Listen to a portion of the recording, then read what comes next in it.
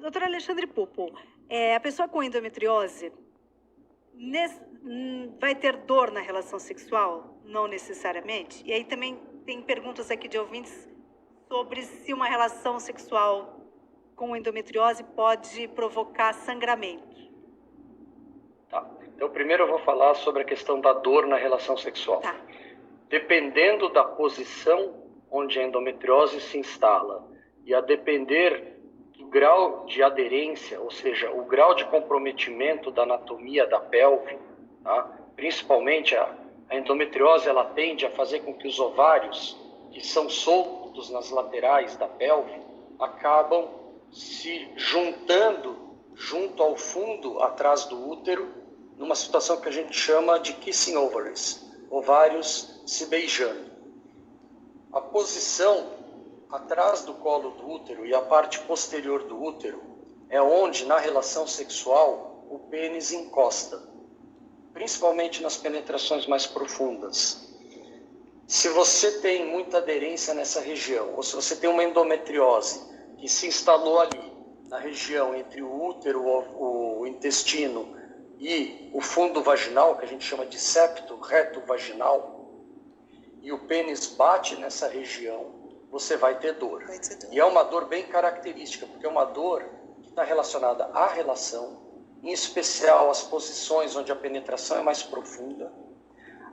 A paciente percebe que mudando de posição na relação, a dor tende a melhorar. E muitas vezes essa dor é tão maior quanto mais próximo do período menstrual a paciente faz a relação.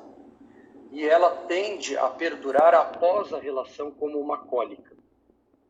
Então esse é o quadro da dor na relação sexual relacionada à endometriose. Para casos específicos, né? Não todos de endometriose. E o sangramento? E o sangramento? Pode machucar uma relação sexual com uma mulher com endometriose? Essa mulher pode se machucar a ponto de ter um sangramento? Na verdade, não por se machucar, mas a endometriose ela pode ser infiltrativa e ela pode infiltrar a parede vaginal e ela pode, como ela na verdade ela é tecido endometrial, ela é o tecido próprio do endométrio, que é a camada que reveste internamente o útero, correto? Que por razões que a medicina está tentando descobrir, esses pedacinhos de endométrio acabam se instalando dentro do abdômen e fora do útero. Então, quando o endométrio invade, transfixa a parede da vagina, esse foco de endométrio, e ganha o nome aí de endometriose, de septo reto vaginal, pode no período menstrual sangrar e, por ser um tecido friável, dependendo da relação sexual, o pênis pode incomodar esse foco e ele pode sangrar. Mas são sangramentos pequenininhos, nunca hemorrágicos. Tá. São sangramentos discretos. Tá? Ela não vai sair ferida dessa relação assim? Não. Gravemente dolorida sim, mas gravemente ferida jamais. Então, o diagnóstico é sempre com o ginecologista?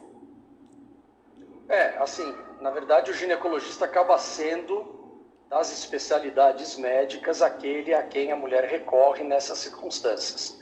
Mas qualquer médico com conhecimento de causa, ao investigar a história da paciente, pode chegar a essa conclusão. Eu já tive pacientes em que o diagnóstico foi realizado, por exemplo, pelo cirurgião de intestino, coloproctologista. Eu já tive pacientes que foram diagnosticadas pelo cirurgião geral, porque ela tinha uma endometriose de umbigo, e ela achava que tinha uma lesão no umbigo, e aí o colega, examinando, percebeu que a lesão ali no umbigo era uma lesão de endometriose.